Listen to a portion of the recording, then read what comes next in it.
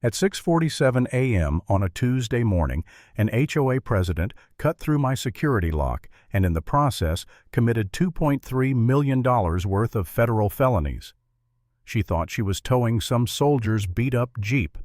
What she didn't know was that the vehicle belonged to a federal drug task force and was loaded with classified surveillance gear.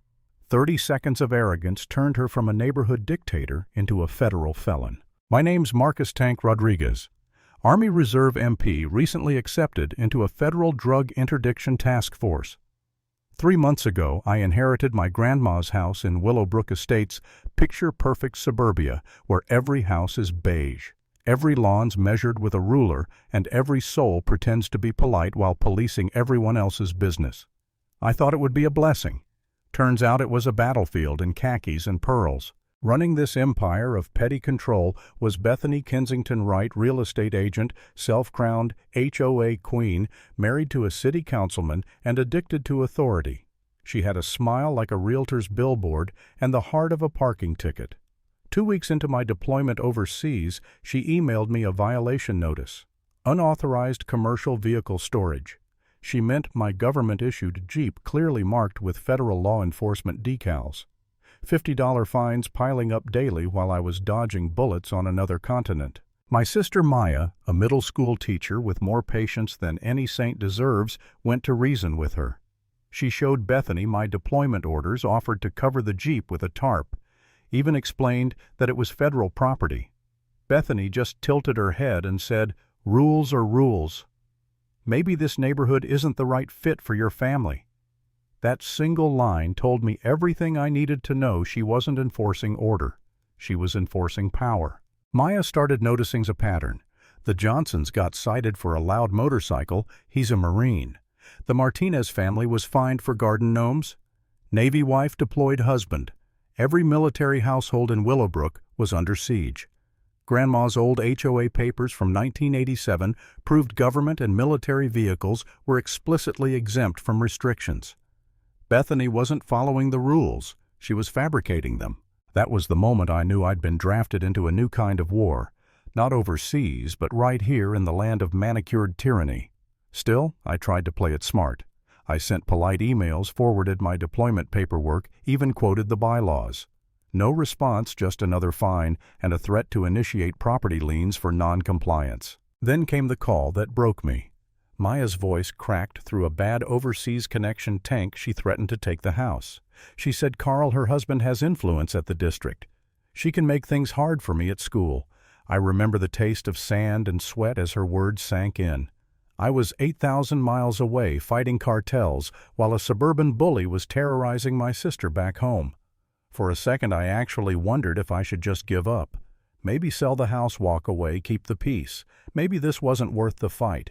Then I heard Grandma's voice in my head, the same voice that taught me to stand tall when I was 12 and lost my parents. "Mijo, you stand up to bullies, but you do it the right way." That memory was my wake-up call. I wasn't just fighting for a house, I was fighting for her legacy. So I contacted JAG, Judge Advocate General's office, military lawyers who chew on violations for breakfast. Sergeant Patricia Williams took one look at my file and said, "Rodriguez, this isn't an HOA dispute. This is a federal crime." She cited the Service Members Civil Relief Act. Harassment of deployed service members' property is a felony. And when that property belongs to the United States government, it's an even bigger problem. Meanwhile, Maya found something that made my blood run cold. A 2019 letter from Bethany to the City Planning Commission arguing against military housing programs. Her words, "Transient populations reduce long-term community value." Translation, "Keep the soldiers out." That's when I realized this wasn't about property values, it was discrimination wrapped in bureaucracy. Bethany doubled down.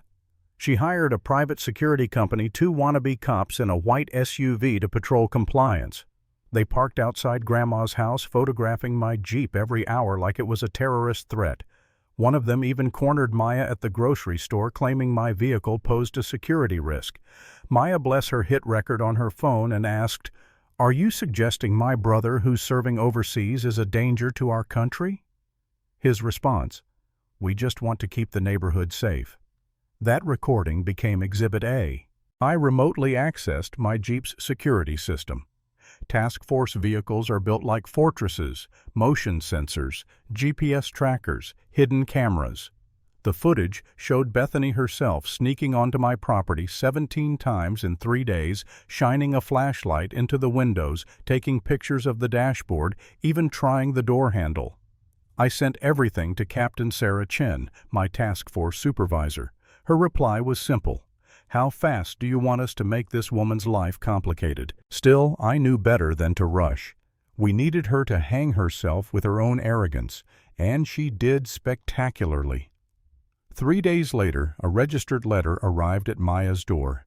Immediate vehicle removal within 24 hours, or emergency towing will be enforced. Carbon copied to City Hall and the local police. Pure fiction dressed in legal jargon. Then, early Tuesday morning, Maya's panicked call came through satellite tank. "She's cutting your lock. She's got bolt cutters and a tow truck." I bolted upright in my cot, heart hammering. Through Maya's phone camera, I watched Bethany Bathrobe bed hair fury hacking through my chain like she was liberating France. "I'm the HOA president." "I have authority," she screamed as the tow driver froze, staring at the federal decals. He muttered, "Lady, this is government property," and bolted like he'd seen a ghost. Bethany just yelled louder, waving her bolt cutters like a scepter of stupidity.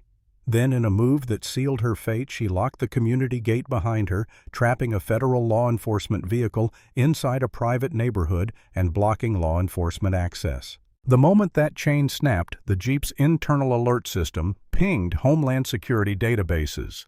Within minutes, alarms lit up across 3 states.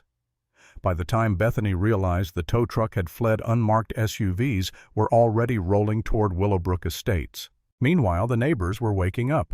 Mrs. Patterson, a 90-year-old widow who'd buried 2 military sons, saw the chaos from her window. She called every veteran in the neighborhood.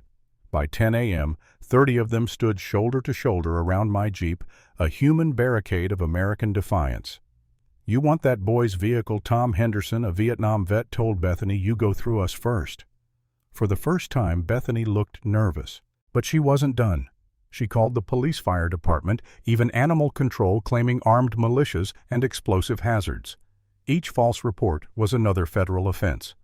When the U.S. Marshals finally arrived, they found the gate padlocked shut and Bethany standing there with her bolt cutters like a deranged queen. Marshal Torres, calm as stone, said, "Ma'am, open this gate or face obstruction of justice." Bethany's reply, "You people have no jurisdiction here. This is private HOA property." That was it, the moment suburban arrogance collided with federal law. I landed stateside. 72 hours later, walked into Grandma's kitchen and smelled the stale fear that had replaced her vanilla candles. Maya laid out folders across the dining table. 5 years of HOA records, forged rules, fake fines, and something worse, a contract between Carl's company and a development firm planning to buy up homes for luxury condos. My grandmother's house was on the list. They'd been harassing military and elderly families to force cheap sales. I wanted to burn it all down. Instead, we went federal. Captain Chen brought in prosecutors. Maya organized residents, veterans, teachers, neighbors, everyone Bethany had ever bullied. Within 3 days, 67% signed a recall petition. The media got wind of it. HOA targets military families went viral. When the feds arrived, they didn't knock, they marched. The community center meeting looked like a movie scene. Cameras, veterans, agents lining the walls. Bethany strutted in wearing pearls in defiance, Carl trailing behind like a condemned man. Maya spoke first, voice steady, eyes bright. For 5 years, she said these people used community rules to destroy military families for profit. The room erupted in applause. Then I took the podium.